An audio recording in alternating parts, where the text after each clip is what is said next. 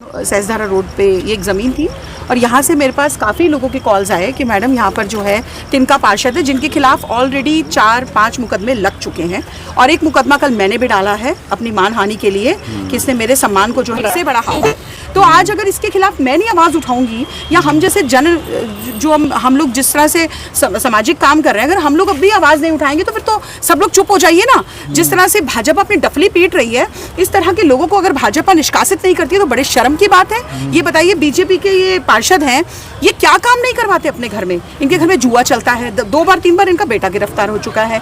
इनके घर में चरस गांजे का काम होता है उसके बाद भी पुलिस कुछ नहीं कर रही है। तो ये बीजेपी की खुली इनको छूट मिल रही है। कल भी ये काऊ जी को मेरे सामने फोन कॉल्स करते रहे, बिल्कुल सामने बात चलती रही इनकी। मुझे नहीं पता है, मेरे को ऐसा लगा कि काऊ जी से बात कर रहे हैं ये, वो इनको सहारा दे रहे थे। तो अगर इस तरह के हमारे जो हैं एमएलए साहब इस तरह के बन गए हैं, इनको बिल्कुल खुली छूट दे रखी है कि तुम जमीनों घेरो, पीछे से मैं बैठा हूँ, कभी 6 नंबर पुलिया का मामला होता है, कभी यहाँ पे मामला हो रहा है। तो ये आप सोचने का विषय है, मीडिया को भी सपोर्ट करना चाहिए। आपने जानकारी करी थी कि ये जो जमीन है ये सरकारी है, कुछ ऐसे कुछ मेरे को यहाँ के लोगों ने बताया तो मैं उसको नॉर्मल तरीके से आई, उनसे मिलने ही आई थी मैं कल।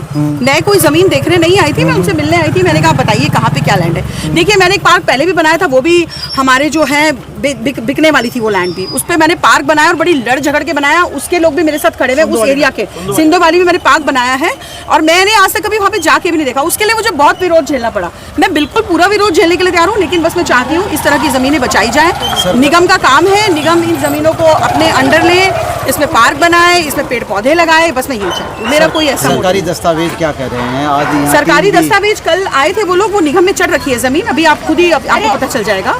तो ये कोई पर्सनल किसी की लैंड नहीं है। मैं यही चाहती हूँ कि देखिए मेरा कोई निजी स्वार्थ बिल्कुल कतई नहीं है, मुझे कोई सफाई भी नहीं देनी चाहिए इसमें। लेकिन इन लोगों जैसे चोरों लोगों को, जिसने जो है 50 लोग मेरे साथ ऐसे आ चुके हैं जिनके किसी ने तिनका ने किसी के 10 लाख खाए हैं, किसी के 20 लाख खाए हैं। तो आप ये बताइए ना कहाँ जाएंगे वो रोने के लिए? बीजेपी सरकार के राज में बीजेपी का तो कोई व्यक्ति सुनने के लिए तैयार है नहीं है। जी अब मामला प्रशासन में है, जाँच हो रही है, तो कितना भरोसा? आप ये बताइए आज तक जांच क्यों नहीं हुई थी? जब मैंने जब डंडा चलाया तभी जांच हुई है ना। आज एसडीएम से लेकर के एडीएम से लेकर के सब लोग यहाँ पर आए हैं। क्यों भाई? मैं नहीं, देखिए मेरा कोई भी ऐसी सोच नहीं है। मेरे लिए कोई जाति, मैं कभी, मुझे ये शब्द भी नहीं पता थे जो मैंने कल इनके मुंह से सुने हैं, जिस तरह से मुझे बदनाम कर रहे थे। और दूसरी बात है, हर गरीब के साथ मैं खड़ी हूँ। अभी जब बस्तियाँ टूटी हैं मैं तब रोई हूँ, क्योंकि मैंने बच्चे बिलखते हुए देखे हैं, मैंने हर किसी को रोते हुए देखा है। मैंने सरकार से बहुत लड़ाई लड़ी। मेरे साथ 600 लोग गए थे निगम में। हम लोगों ने ज्ञान पत्र दिया था कि भाई आप इस तरह के, अभी बारिश का मौसम है, भी आपको छोड़ना चाहिए। तो मैं उस हर गरीब के साथ हूँ, उस बेसहारा के साथ हूँ। मुझे कोई फर्क नहीं पड़ता, ये मुझे जो मर्जी बनाए, लेकिन हाँ ज़मीनें बचाने की बात आएगी तो मैं बचाऊंगी। लोगों के, गरीबों के घर भी मैं बचाऊंगी, ये मेरा दृढ़ संकल्प है। सोनिया जी अगर बस्ती जांच में जो है ना बस्ती भी अवैध,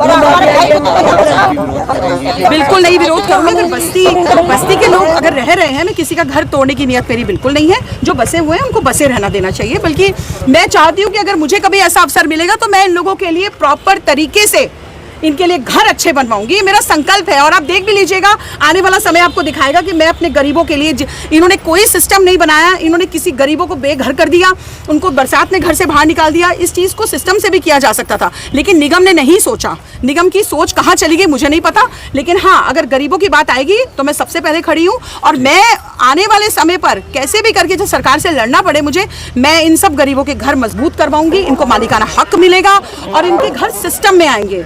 हम आज कहते हैं कि गंदा दूध, क्या इन गरीबों से क्या गंदा दूध बन रहा है? निगम ने इस तरह की मुहिम चलाई कि हम स्मार्ट दूध बनाएंगे। किस स्मार्ट दूध की बात करते हैं आप मुझे बताइए? कहीं पर भी आप नालियां देखिए, पानी देखिए, लोगों के घरों में पानी घुस जा रहा है। आज निगम को सोचने की बारी है, क्या गरीबों का घर छीनना चाहिए? बिल्कुल नहीं छीनना चाहिए। मैं उस हर गरीब के साथ हूँ, लेकिन इन भू माफियाओं के खिलाफ, इस तिनका के खिलाफ जिसने कल मेरा अपमान किया है। आज जिस तरह से हमारी जो है एक हमारी उत्तराखंड की जो तीलू रौतेली जी है, आज उनकी दिवस भी है और मैं उन्हीं के माध्यम से कहना चाहती हूँ कि हर महिला में तीलू रौतेली बसी हुई है। मैं भी उन्हीं की पुत्री हूँ, लेकिन मैं इस आदमी को नहीं छोड़ने वाली। इसने मेरा कल अपमान किया है, ये मेरे शब्द हैं, ये नहीं बचने वाला मेरे हाथ से। और इसके सारे जितने इसने भू माफियाओं के काम किए हुए हैं वो सारे एक एक करके खोलूंगी। ये मेरा दृढ़ संकल्प है। धन्यवाद।